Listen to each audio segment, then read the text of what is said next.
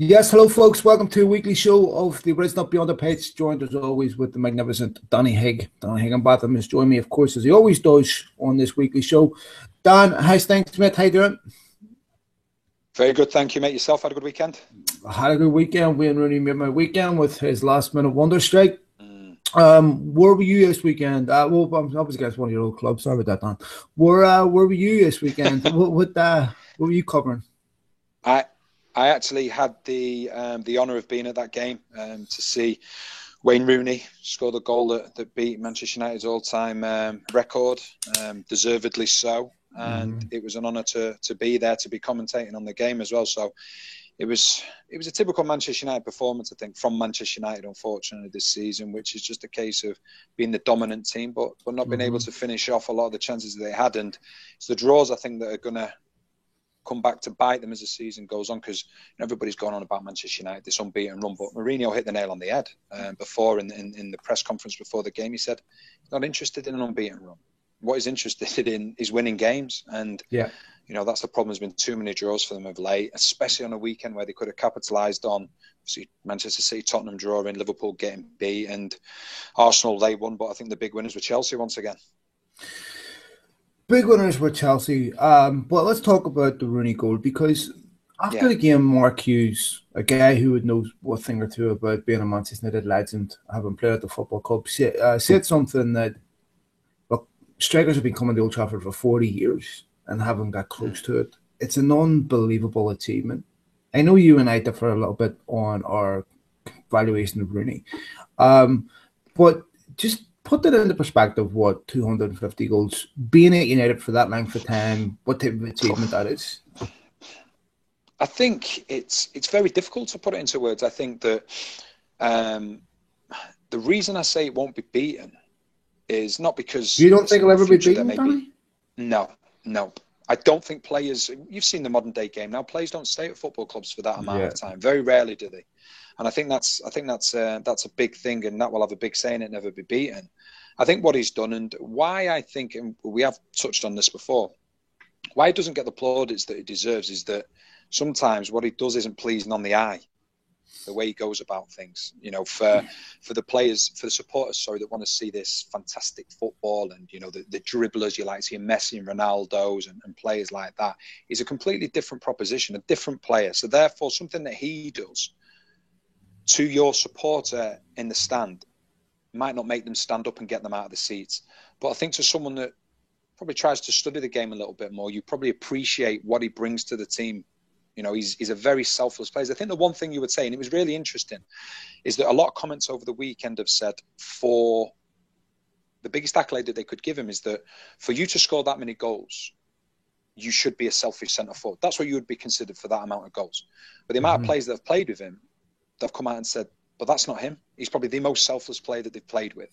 And that makes it even more extraordinary, because the amount of assists that he's had over the years as well, and the time that he's done it.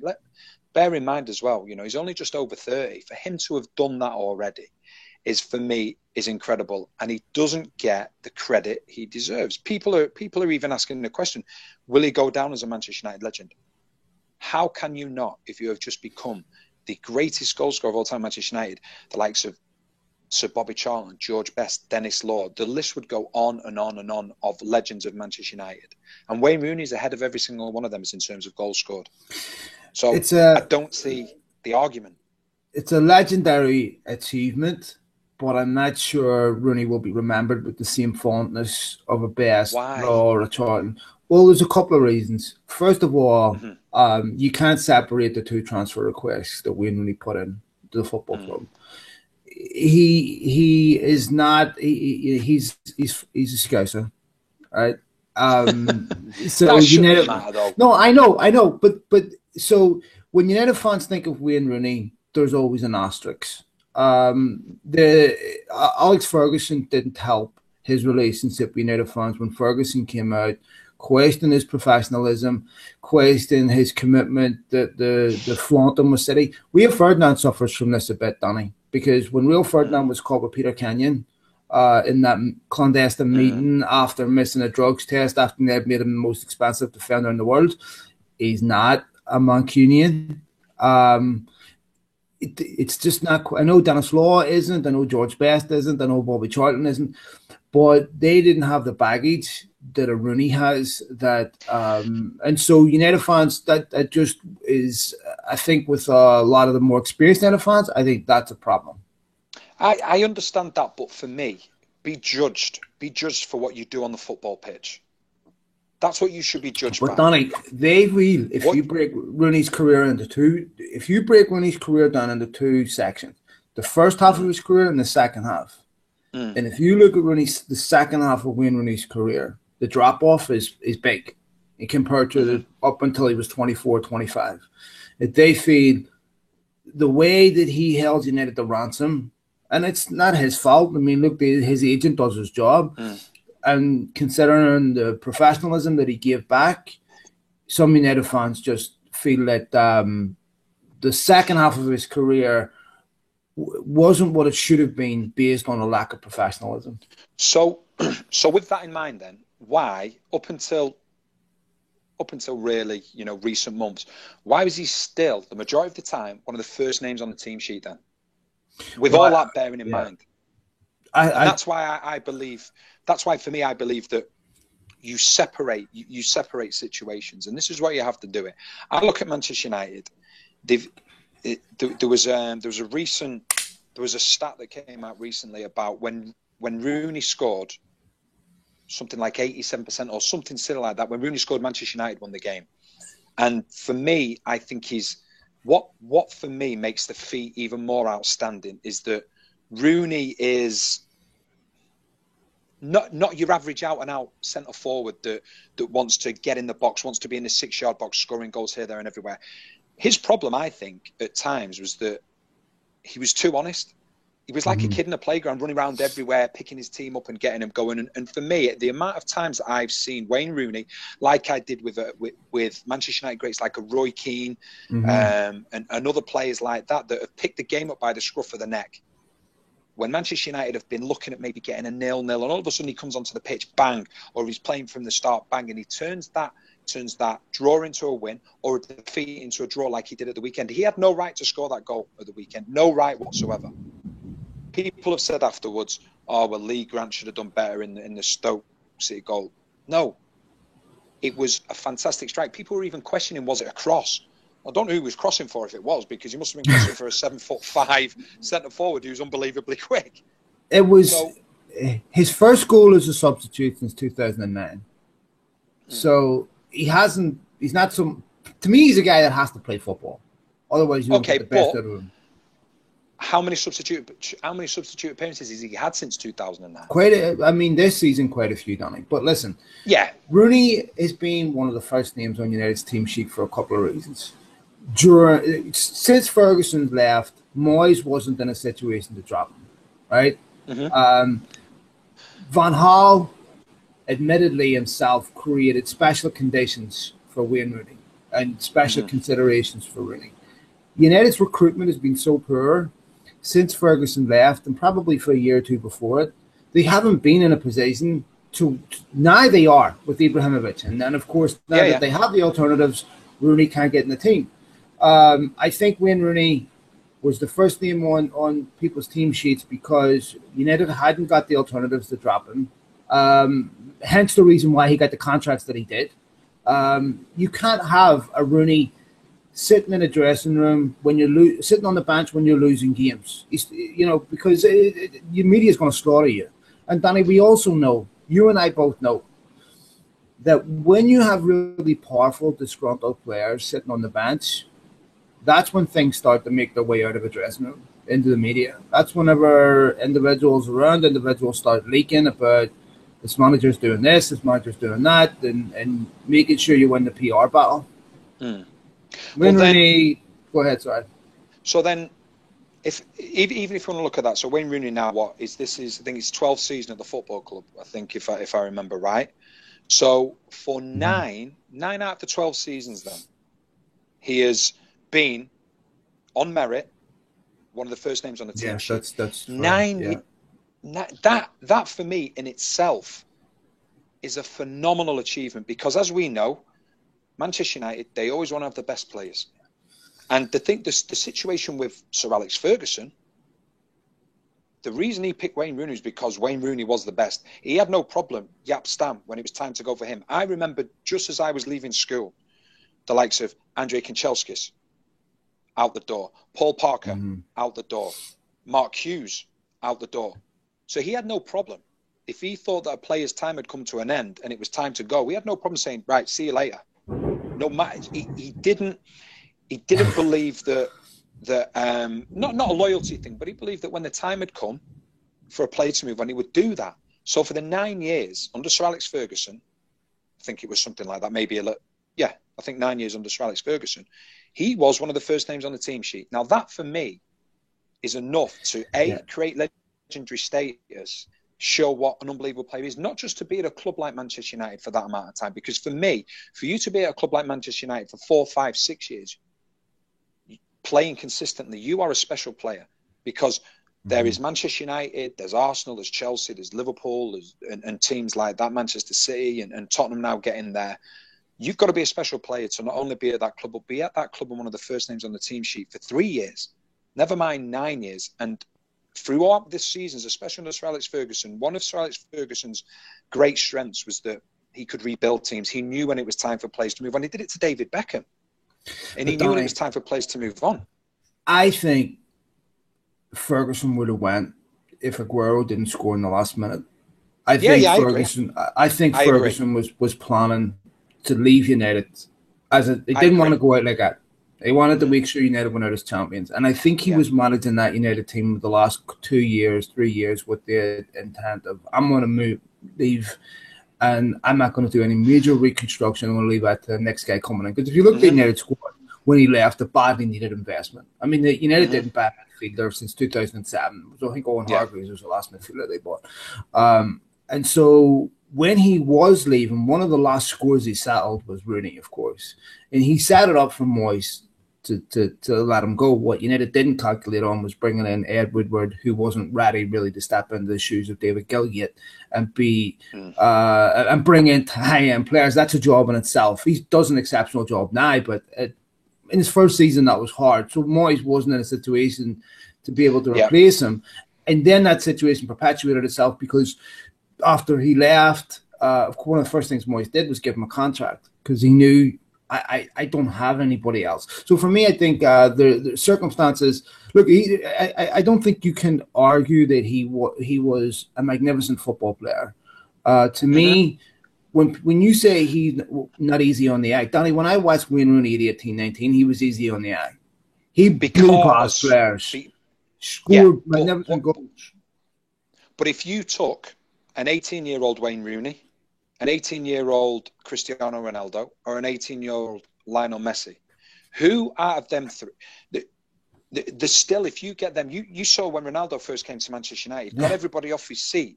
Ronaldo's biggest problem when he came to Manchester United was that he had all the tricks. The problem was, and what he grew into was his end product.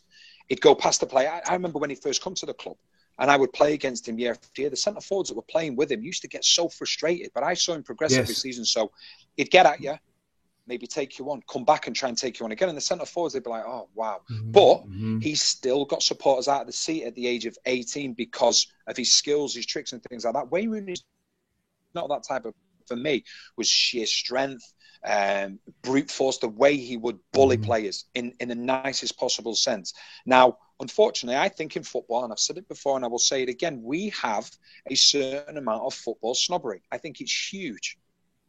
Someone that's pleasing on the eye, take 3-4 plays and then lose the ball, and somebody being direct, getting the ball and maybe powering past 2-3 players and then creating something, because that's not easy on the eye, and that's what people want to see. People want to see this beautiful game, this pure football. And for me, the reason that Wayne Rooney, in some people's eyes, isn't seen as a legendary player is because of the football snobbery. How can he be questioned? Manchester United's all-time goal scorer, and I'll say it again, will never be beaten.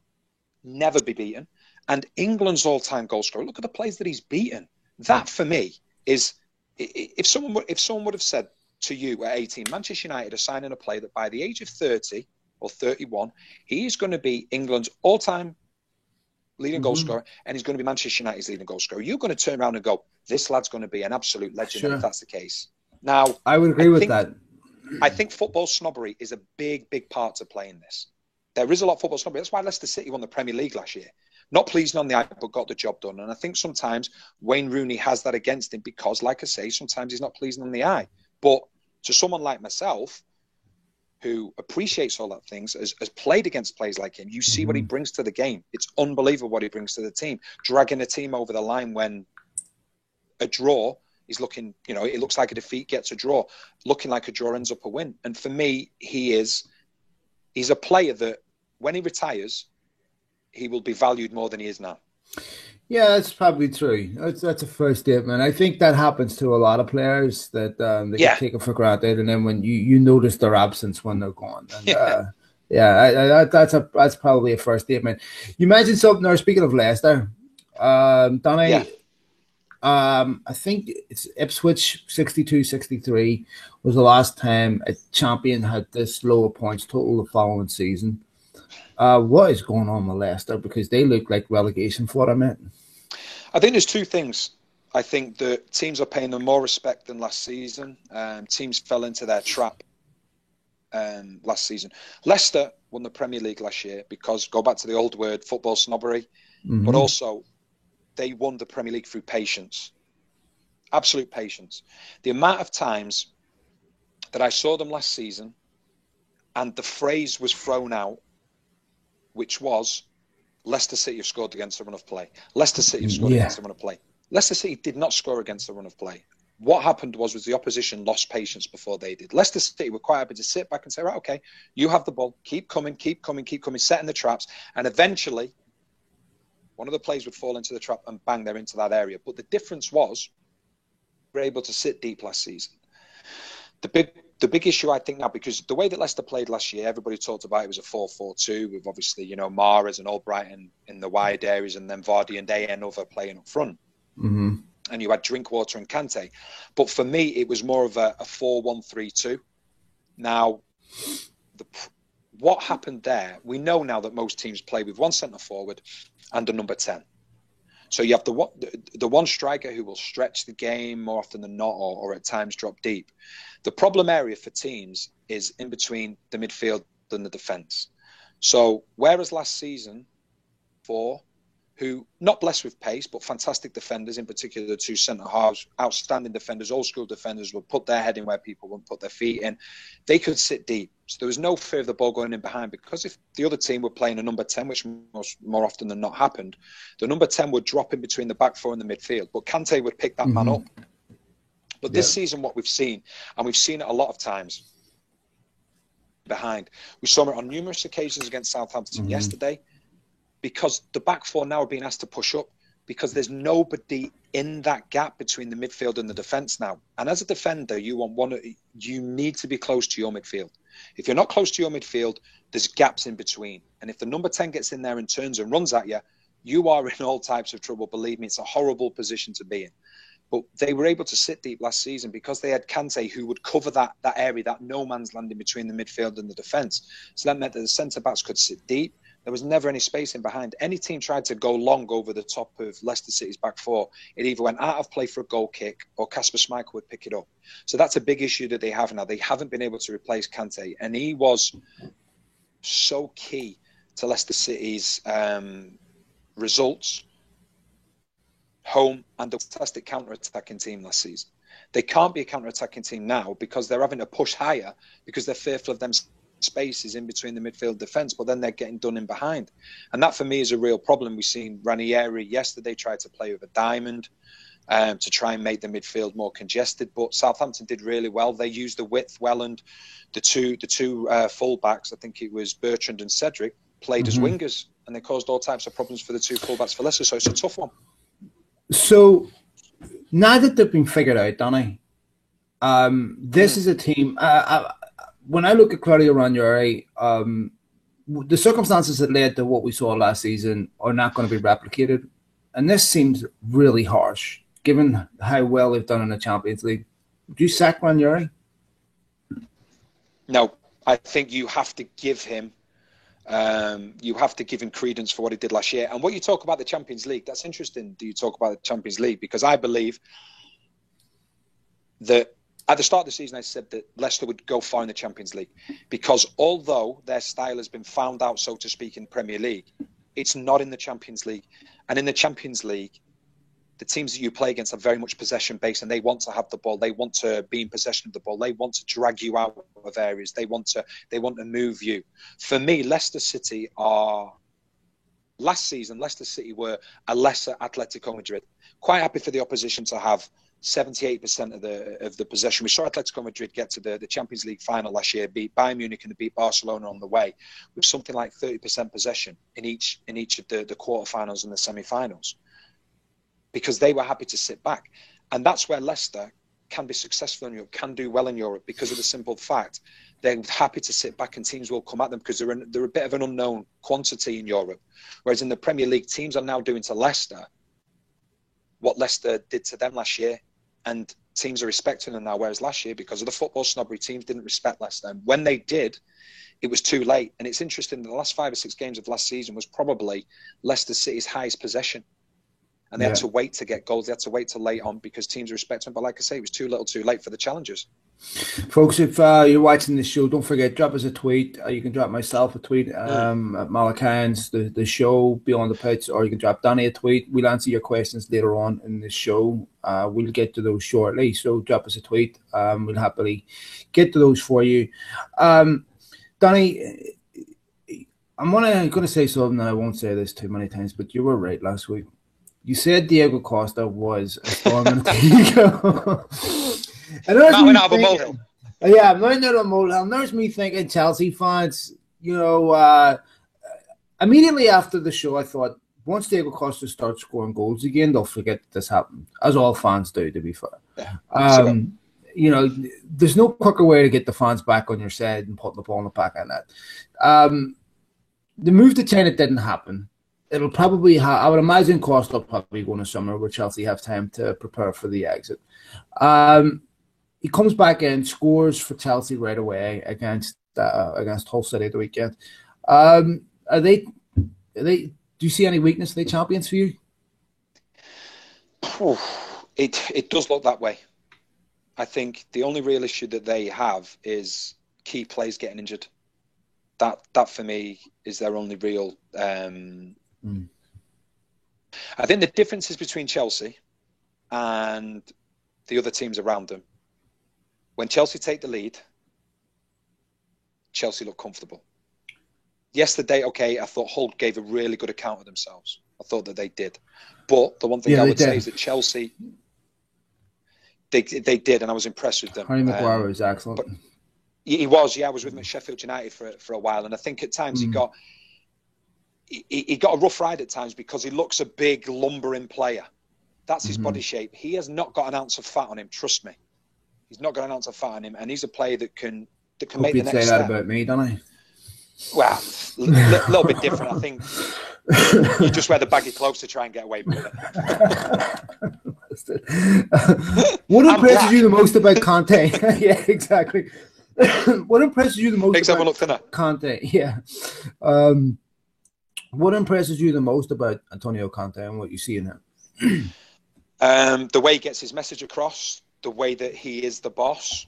I think we saw that with the Costa situation. I stand by my guns. I think it was a mighty made out of a molehill. I don't think there was ever going to be an issue with any of the players. I think it was something that was blown out of all proportion, and Conte dealt with it. Everybody knows at that football club who the boss is. Done. I think you've got to give him credit as well. Is that we look at Manchester City, Guardiola. In my mind, I don't care what anybody says, he's still one of the best managers in the world. You don't turn into a bad manager. I think he's trying to get players to do what they can't do, because he wants certain players within his team. I think he was fortunate at Barcelona and Bayern Munich that the players that had the age of some of the players and the intelligence of a lot of the players as well. I think with Conte, what he's done, he's looked at his squad, and we all know that the system that he likes to play is your 3-4-3, your 3-5-2, which he played a lot of the time at Juventus, or your 3-4-1-2, and he's getting the best out of the players. this time last year, if someone would have said to you that Moses is going to be one of the key figures of Chelsea going to win the title, you probably would have said, "No, I don't see how that's going to work." But he has done. And I love the way that he puts players in the team that suit other players in the team. So, for example, Alonso and Moses, for me, Alonso is a very good wing back, but the more attacking wing back is Moses. Alonso is more defensive than Moses, in my opinion. I think Moses loves to motor forward because he is a traditional winger. Look who's playing right-sided centre-back. Azpilicueta, who is a right-back. So Conte knows that every time that Moses is going forward, every single time, he knows that if Moses is caught upfield, Azpilicueta very, very comfortably will go into that right-back spot. So I think he's got that sorted very well. I think he was one of the very first to say, right, okay, the way that the Premier League runs, we have to play two out-and-out defensive midfielders because the Premier League is all about counter-attacking. And the bigger team you are, the more open you are to the counter-attack because you are in possession of the ball more than other teams. Manchester City's big problem at the moment, they can be counter-attacked because their defensive setup when they have the ball and are going forward isn't great. So you have to give him great credit for his tactical nous, getting the best out of his players and gelling the players as well. So there's a domino effect because Azpilicueta is playing on the right side of a three, which enables Moses to express himself even more down the right side because he knows Azpilicueta can come over to right back and Moses comes around as a left back. All right, be interesting to see whenever City have Jesus, Chelsea have Joe Moses, and United have God. Let me ask you about the Man City game because there was a very controversial incident in that game where Raheem Sterling straight through your own goal. It's a blatant push, right? It's not even difficult to see, right? And almost immediately, Spurs go up the other end and score. Players get slaughtered for staying on their feet or for diving. As soon as they get contact, they go to ground. But here's this perfect example of a player being punished for not going being to honest. ground. Yeah. If Raheem Sterling goes down, that's a penalty to me. And nobody said anything. Raheem Sterling deserves a lot of credit for staying on his feet. But I'm sure Guardiola is sitting there saying, son, you have to go down. Did he get punished for staying on his feet? Yeah, it's true. I think the biggest problem is, and you don't want to blame the referees and you don't want to blame the players, because the one thing that we don't want to see in the game is it's one of my big bugbears. I don't like to see players diving. Okay, sure. But from a player's point of view, and I'll quite openly say, because I've said it on numerous occasions before, I can't remember the last time. Listen, tell me if I'm wrong. I think we spoke about it before. A player got a penalty for staying on his feet. Yeah. Oh, unless someone's grabbing you from a corner, that's it. Yeah. So, in my opinion, I think what you do in that situation yesterday with Sterling, he's been pushed, but he's gone through. As soon as he misses that chance, the referee blows his whistle and gives a penalty. Yeah, no advantage. Because the referee has tried to play an advantage, fair play to him, but then he sees there's no advantage. He sees that he's been thrown off his stride because of the push from Walker. Now, I think you're quite right in what you're saying. If Sterling goes down in that situation, 100% he gets a penalty. And because he doesn't go down. Yes, yeah, exactly. Although there's a few different things, isn't there? They have this double jeopardy thing now. I think if there's no intent to get the ball and you give a penalty away, then it's a sending off. So therefore, Walker would probably send off. There's a little bit of a grey area there with the new rules that have come in. But yeah, it's a real issue that we have, and I think that referees can help players and players can help referees. Referees can help players by actually giving penalties when a player doesn't go down, and players can help referees by staying up. But you know for a fact the next time that Sterling finds himself in this situation, what's he going to do? He's going to throw himself to the ground. Yeah. But the frustrating thing is that there's a lack of consistency, because the amount of times we see, take the 18-yard box out of the way. The amount of times that we see in the midfield area, and I saw it a lot of times, Stoke versus Manchester United at the weekend, the referee tries to play the advantage. But when he sees there's no advantage to be played, the player hasn't gone down. He stayed up on his feet. But him being pushed or him being challenged, he's stumbled. So therefore, the flow of the game, the flow of the pass that he was going to make is not there anymore. So the opportunity's gone. So the referee brings it back and gives a free kick. And we have a real problem, I think, in football in general, is that how many times do you hear the saying, "Oh, if that wasn't in the box, a free kick would be given." Yep. But it shouldn't matter. It should not matter. regardless of where it is on the pitch. If it's a foul, it's a foul. And I think that the big problem, I think there's two things. I think referees are given far too many rules that are open to interpretation. That's the big problem. That is a huge problem because they are open to interpretation. That's the first one. And I think the second one is that there's a lack of consistency. So we could help referees by making rules a lot more black and white. First one, if you're offside, you're offside. Simple as that. Regardless of whether you're interfering with the ball or not, it's offside. The second one, when it comes to penalties, handball. This for me is a very, very easy one. And throw some questions at me to see what you think about it. See what you think about this, right? The handball one, because it's a big thing. People going on about deliberate handball. There is no such thing as deliberate handball. I gave a few penalties away when I was playing, and I can honestly say, hand on heart, I never meant to handle the ball. We do see it time and again. We see it every now and then when a player will purposely handle the ball on the line. Yes, he's deliberately handled that, but it's very few and far between. So for me, the easy way to distinguish a penalty and not a penalty is that if your hand or your arm is the only thing stopping the ball going from where it's supposed to go, it's a penalty. It's simple as that. And that will take away any confusion. And if you think about it logically, if your arm's there, if your arm's there, if it's down by your sides, it's the hand is the only thing that the ball's going to hit on its way to goal. If you've got your hands like that on your chest, you've got your hands over your face. If your hand's on there, the ball's going to hit you in the face. It's going to hit you in the chest. So therefore, it's not a penalty. And I just think that some rules need simplifying because, listen, I'm the first one at times to say that a referee, what's he doing? What's he thinking in there? But to their defense, I also think that the rules that they are given, too many of them are open to interpretation. And we're seeing that time after time because a referee's given a penalty for one situation and the next week a referee may find himself in a similar situation and not given the penalty. So I think players can help referees and referees can help players. Okay, because I've argued, Donny, that you may feel different, but I don't understand why when a controversial situation happens in a game, most of the time the incident stops and players argue for 30, 40 seconds with the referee before the game resumes. I don't understand why. And we even see this where, who was it? Granit Xhaka was sent off this weekend. And Jonathan Moss goes over to his linesman, has a chat with him, have a discussion. What happened? You know, he lunged, okay, what I call it. Why can't the manager have a challenge and say, give me one incident in the game or two, one per half, I don't care. It takes 30, 40 seconds to review it on TV to get the big decisions right.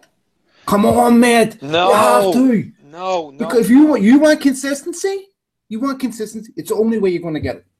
No, consistency in decisions. So if a referee gives a decision one week, finds himself in the exact same position the next week, give that same decision. But I don't always see it the same way, Danny. And you know, and I know.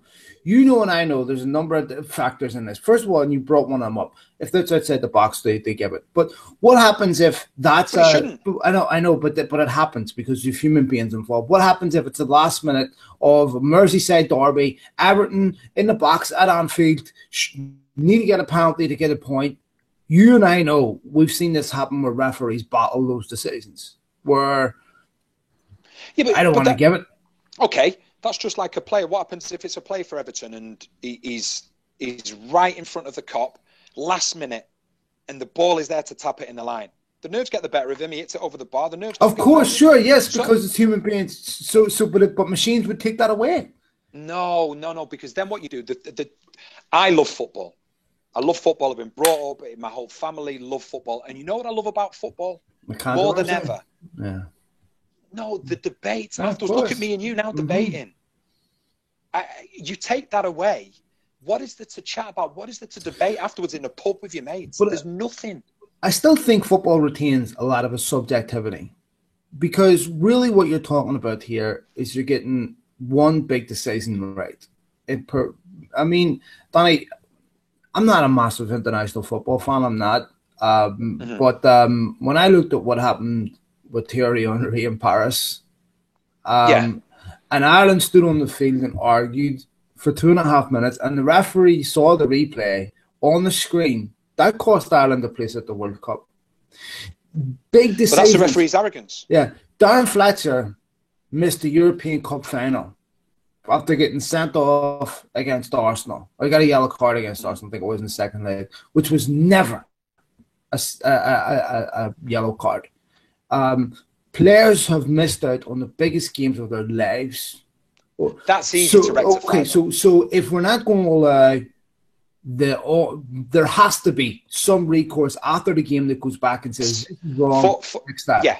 For yellow cards and things like that, I completely agree. The big problem is, right, and this is one of the main rules I would change, okay?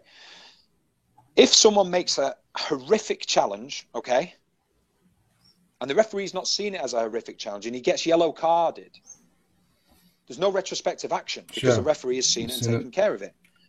Scrap that. And by the way, we've that. also seen a situation where, can't remember the name of the referee, but Jeff Halsley said that he was Mark Halsley was said he was told by the PGMOL that to say that he had seen incidents that he hadn't seen just to fix the report afterwards.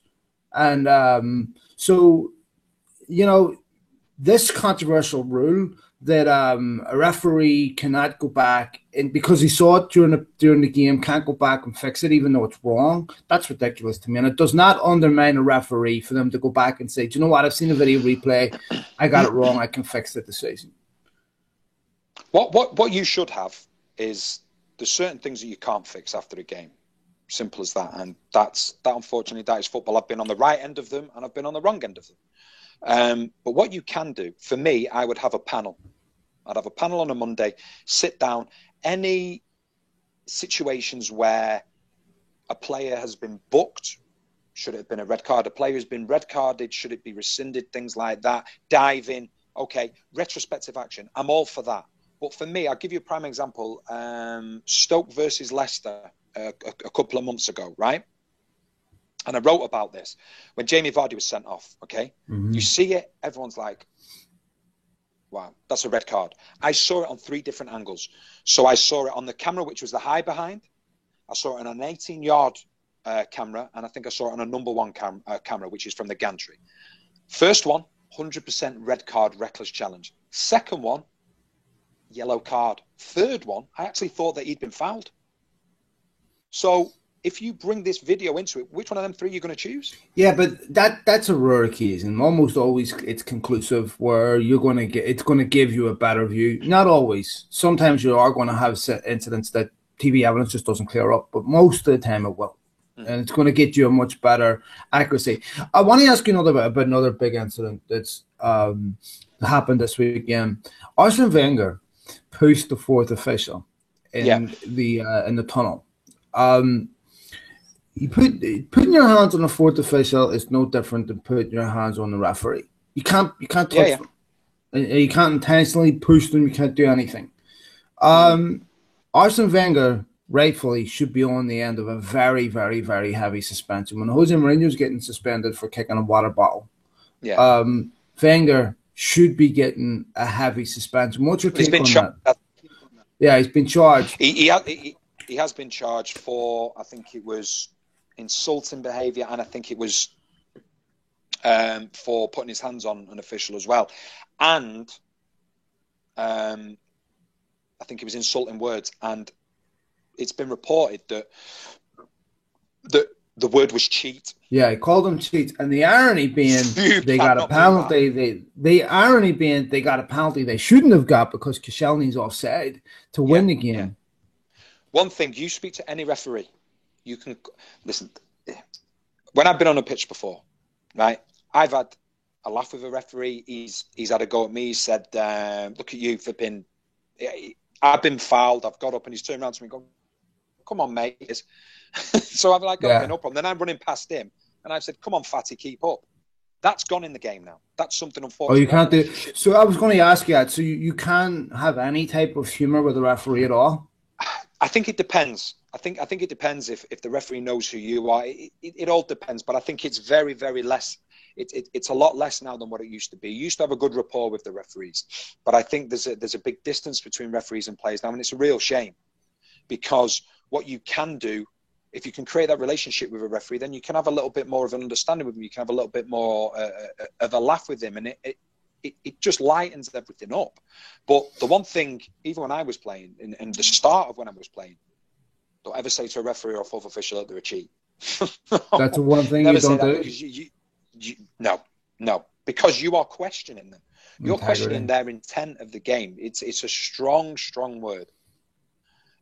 So I'm sure he's going to get into big trouble. As you've seen, if he doesn't, the problem is now that the FA that B will have is that if he isn't brought to task with it, if he isn't given a sizable ban, so to speak, Jose Mourinho's going to open his mouth.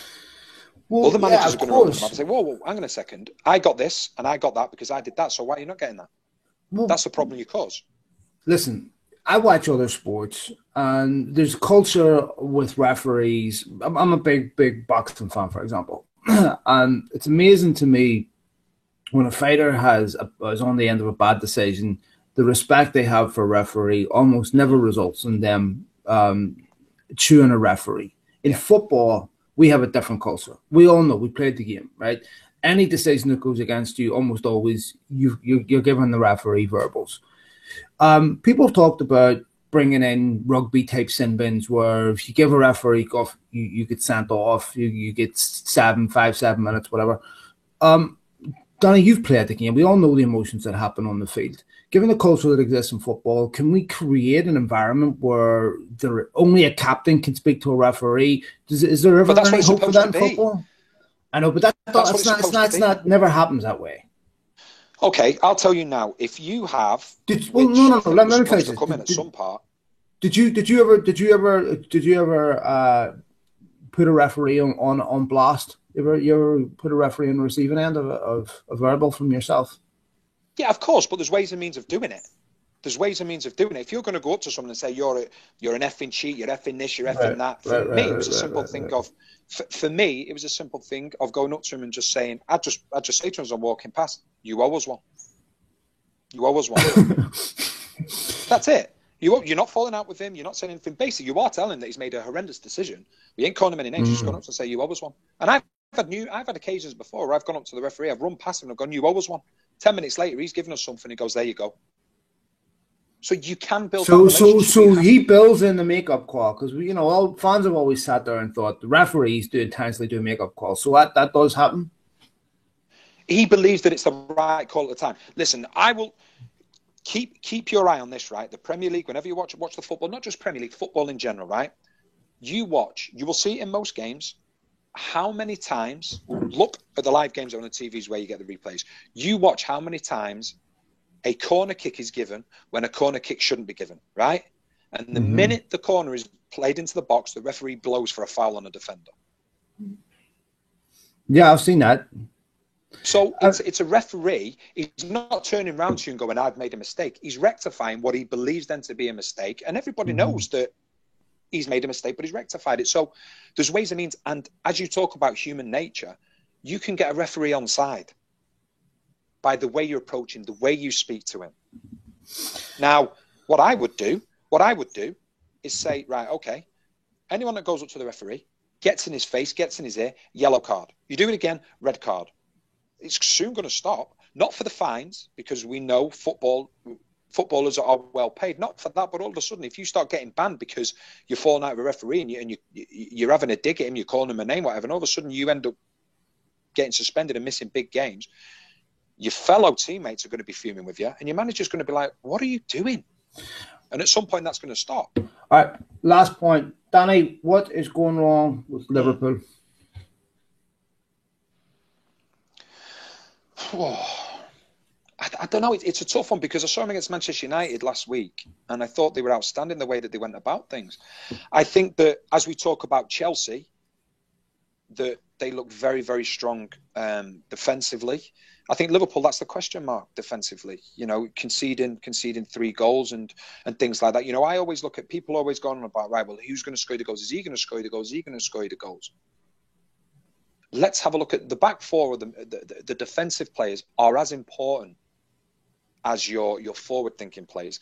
Now, I think Liverpool will sometimes become more susceptible when they play against the so-called lesser teams. Your Burnleys, your Swanseas, as we've seen. You look at the last 4 results, unbelievable. And with the United aside, the games that they've lost against teams you expect them to beat. Okay, so you look, drew with Manchester United, had a good performance. Manchester City beat Manchester City, beat Chelsea away, beat Arsenal away. I think drew with Tottenham. That's fine. But what you have to understand is that when you are a smaller team, you are going to sit back. You're not going to go toe-to-toe with Liverpool, because that's what Liverpool want to do. Liverpool want to go, right, okay, play out from the back. You play out from the back and go toe-to-toe with us. So what you will find is when you play against, for example, Swansea, they've got a physical presence up front. So what they will do, they'll like, we're not going to play out the back against Liverpool because we're not good enough to. So you beat the press by going along. We're going to go over the press. We're going to go to the big man. We saw it last year. I think it was last year with West Ham, Andy Carroll. West Ham went over the top, kept going over the top. Now, your top teams in the Premier League, 85-90% of the time, they are ball-playing teams. So they will quite happily play out from the back, take the risks, and Liverpool will press and beat them in their own half. Swansea aren't going to take risks in their own half. Sunderland aren't going to take risks in their own half, and neither are Burnley. Let me ask you this, because when Brendan Rodgers' Liverpool went for the league title, for me, one of the reasons why they lost that league title was there was no plan B. When Chelsea came in and beat them that day at Anfield, they essentially shut down Liverpool's way. Liverpool beat Arsenal about a couple of weeks before that, 5 or 6-1. They murdered them away. Mourinho just got his 2 right and left backs, held them, defended against them, sat deep. And sat really deep, And hence the reason why Liverpool bought Ricky Lambert, because they needed someone to be able, okay, well, we need to change it up. We need to throw a ball in and change it up because they had no alternative. So if they've no alternative to the press, Danny, are we talking about a Liverpool team that is too one-dimensional to win a league title? I think what you have to do in them, it's a tough one, because I think what you have to do in them situations, it's right. I'll give you a comparison. It's not a very good comparison, not a great comparison, but the reason I give the comparison is because they're good friends. So obviously I cover the Championship a lot in England for Sky, and a team that are doing very well at the moment, Huddersfield, who was Klopp's assistant for a long time, best friends, play a very similar style. Okay. And Huddersfield are a team that I've shocked a lot of teams in the Championship this season. Okay, I've seen a few of their games this season where, as you just said, about a plan A and a plan B, and teams would sit off them and look to counter on them. So basically, what they did was they made Huddersfield the most vulnerable when they were actually attacking themselves. So what Wagner's done now, he's actually gone out and he's gone and bought from Germany a big physical centre forward. Now, I'm not comparing the two as in terms of Huddersfield and Liverpool. I'm not comparing them. They're light years away. But what I'm doing is giving a comparison between the managers, because they are best of friends. They worked together for a long time. Now, for me, it wouldn't surprise me in the slightest if Klopp, whether it be January or whether it be in the summer, went out and said, right, okay, what we need a focal point. So if teams are going to sit off us, not so Liverpool can go long, it's something we've discussed before. The deeper you sit against a team like Liverpool, the deeper you sit. So the more narrow you become, the more you give the width. Now, teams, the lesser teams, are going to sit deep against Liverpool, and what they will say is that, listen, we know we have to sacrifice something against a team like Liverpool, so otherwise they are going to just run over us completely. So we will sacrifice the width. We will allow the fullbacks to go down the sides and get crosses into the box. Now, no disrespect, but if you're a centre-back, are you going to be concerned about Lallana challenging you in the air, Coutinho challenging you in the air? Firmino, you're not.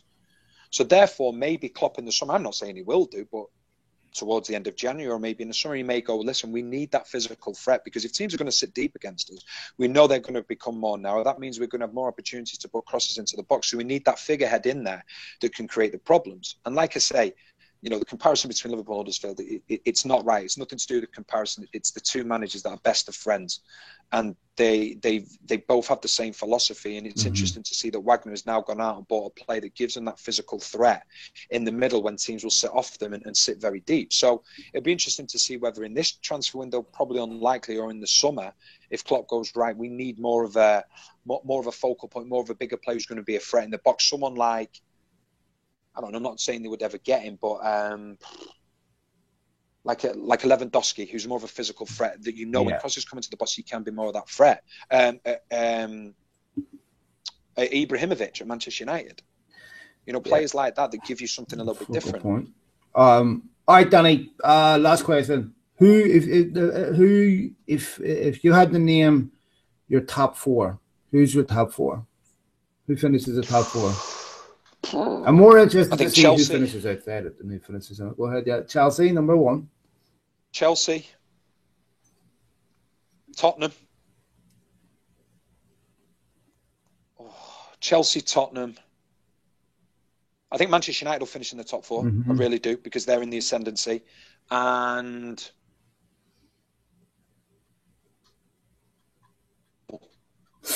no Arsenal. Ooh, that is interesting. So no Arsenal in the top four. Okay. Who's your bottom three?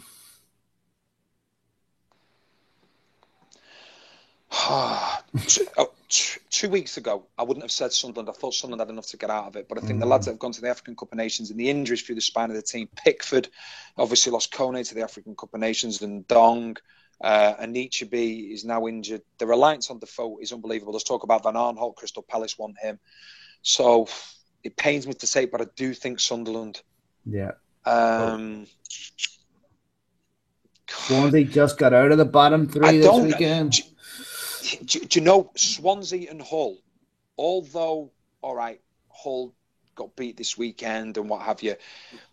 The difference between Swansea, Hull, and Crystal Palace with the new managers is that I've seen an impact at Swansea and Hull. I've seen an immediate impact. I haven't seen that with Sam Allardyce, which has surprised me. Yeah.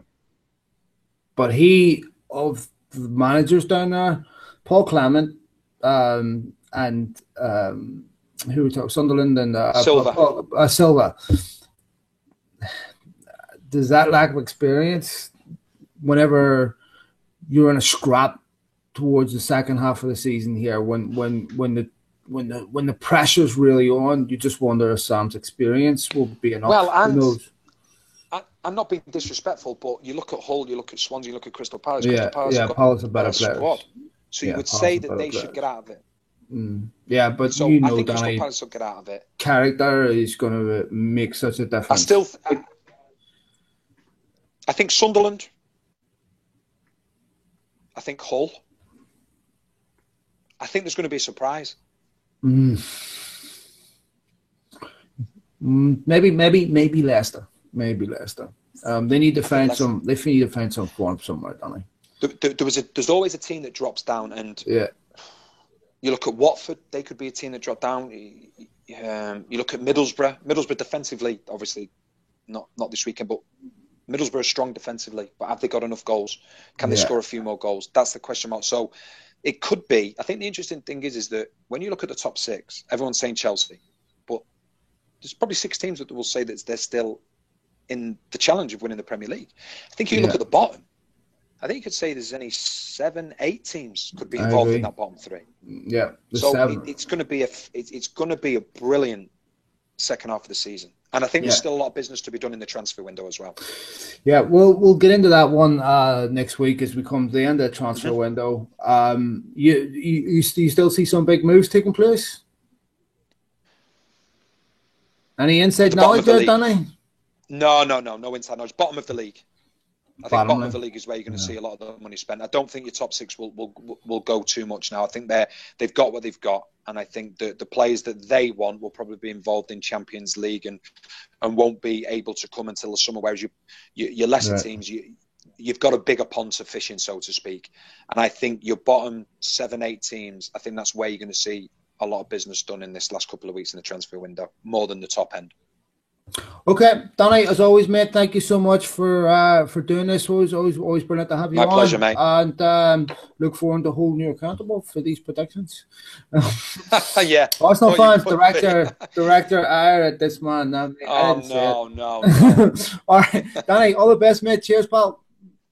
Nice one. Thanks, take care. Folks. Speak to you next week. See ya. Bye.